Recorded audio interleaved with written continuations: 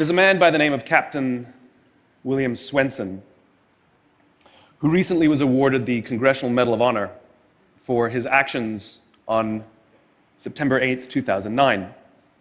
On that day, a column of American and Afghan troops were making their way through a part of Afghanistan to help protect a group of government officials, a group of Afghan government officials who'd be meeting with some local village elders.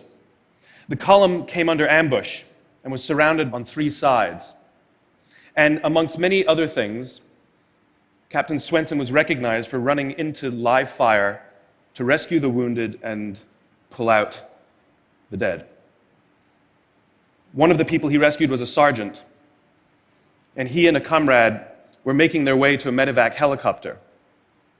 And what was remarkable about this day is, by sheer coincidence, one of the medevac medics happened to have a GoPro camera on his helmet and captured the whole scene on camera. It shows Captain Swenson and his comrade bringing this wounded soldier who'd received a gunshot to the neck. They put him in the helicopter, and then you see Captain Swenson bend over and give him a kiss before he turns around to rescue more. I saw this, and I thought to myself, where do people like that come from? What is that? That is some deep, deep emotion when you would want to do that. There's a love there. And I want to know, why is it that I don't have people that I work with like that? You know, in the military, they give medals to people who are willing to sacrifice themselves so that others may gain. In business, we give bonuses to people who are willing to sacrifice others so that we may gain. We have it back, right? So I asked myself, where do people like this come from? And my initial conclusion was that they're just better people. That's why they're attracted to the military. These better people are attracted to this concept of service. But that's completely wrong. What I learned is that it's the environment. And if you get the environment right, every single one of us has the capacity to do these remarkable things, and more importantly, others have that capacity too. I've had the great honor of getting to meet some of these who we would call heroes, who've put themselves and put their lives at risk to save others. And I asked them, why would you do it? Why did you do it? And they all say the same thing, because they would have done it for me. It's this deep sense of trust and cooperation. So trust and cooperation are really important here. The problem with concepts of trust and cooperation is that they are feelings. They're not instructions. I can't simply say to you, trust me, and you will. I can't simply instruct two people to cooperate, and they will. It's not how it works. It's a feeling. So where does that feeling come from? If you go back 50,000 years to the Paleolithic era, to the early days of Homo sapien, what we find is that the world was filled with danger. All of these forces working very, very hard to kill us. Nothing personal. Whether it was the weather, lack of resources, maybe a saber-toothed tiger, all of these things working to reduce our lifespan. And so we evolved into social animals, where we lived together and worked together in what I call a circle of safety, inside the tribe, where we felt like we belong. And when we felt safe amongst our own, the natural reaction was trust and cooperation. There are inherent benefits to this. It means I can fall asleep at night and trust that someone from within my tribe will watch for danger. If we don't trust each other, if I don't trust you, that means you won't watch for danger. Bad system of survival. The modern day is exactly the same thing. The world is filled with danger, things that are trying to frustrate our lives or reduce our success, reduce our opportunity for success. It could be the ups and downs of an economy, the uncertainty of the stock market. It could be a new technology that renders your business model obsolete overnight. Or it could be your competition that is sometimes trying to kill you. It's sometimes trying to put you out of business, but at the very minimum is working hard to frustrate your growth and steal your business from you. We have no control over these forces. These are a constant, and they're not going away. The only variable are the conditions inside the organization. And that's where leadership matters, because it's the leader that sets the tone. When a leader makes the choice to put the safety and lives of the people inside the organization first, to sacrifice their comforts and sacrifice the tangible results so that the people remain and feel safe and feel like they belong, remarkable things happen. I was flying on a trip, and I was witness to an incident where a passenger attempted to board before their number was called. And I watched the gate agent treat this man like he had broken the law, like a criminal. He was yelled at for attempting to board one group too soon. So I said something. I said, why do you have to treat us like cattle? Why can't you treat us like human beings? And this is exactly what she said to me. She said, "Sir, if I don't follow the rules, I could get in trouble or lose my job." All she was telling me is that she doesn't feel safe. All she was telling me is that she doesn't trust her leaders. The reason we like flying Southwest Airlines is not because they necessarily hire better people, it's because they don't fear their leaders. You see, if the conditions are wrong, we're forced to expend our own time and energy to protect ourselves from each other. And that inherently weakens the organization. When we feel safe inside the organization, we will naturally combine our talents and our strengths and work tirelessly to face the dangers outside and seize the opportunities. The closest analogy I can give to what a great leader is, it's like being a parent. If you think about what being a great parent is, what do you want? What makes a great parent?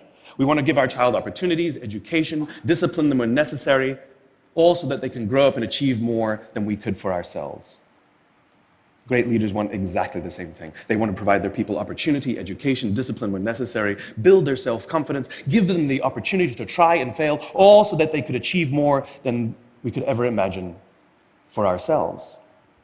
Charlie Kim, who's the CEO of a company called NextJump in New York City, a tech company, he makes the point that if you had hard times in your family, would you ever consider laying off one of your children?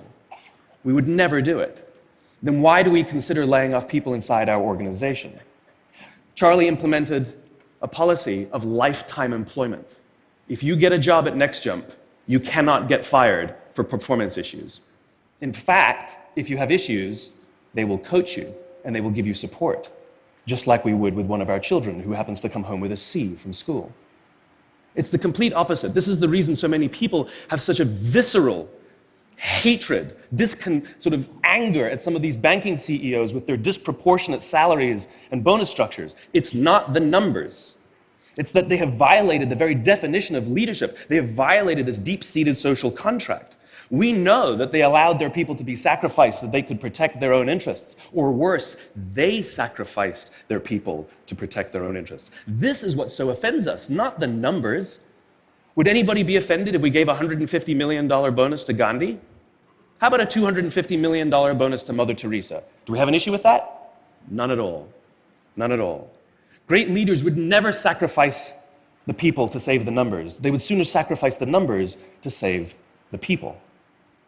Bob Chapman, who runs a large manufacturing company in the Midwest called Barry Waymiller, in 2008, he was hit very hard by the recession, and they lost 30% of their orders overnight.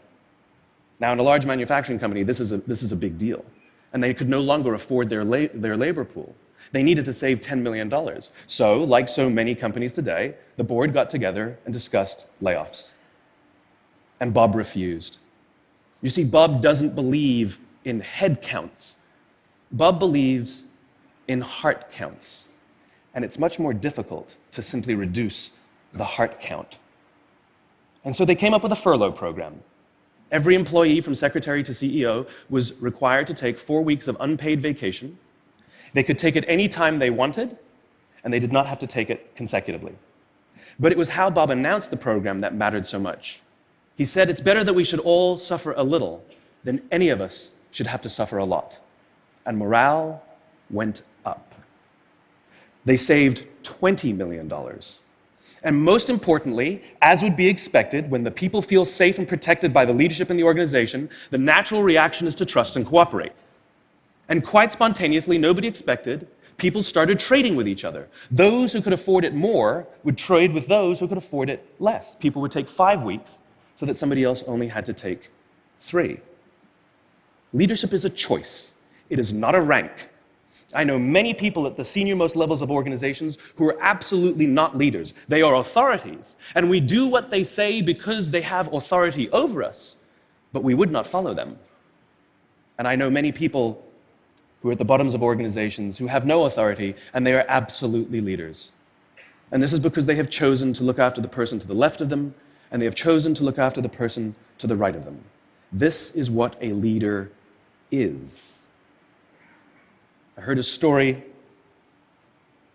of some Marines who were out in theater, and as is the Marine custom, the officer ate last, and he let his men eat first.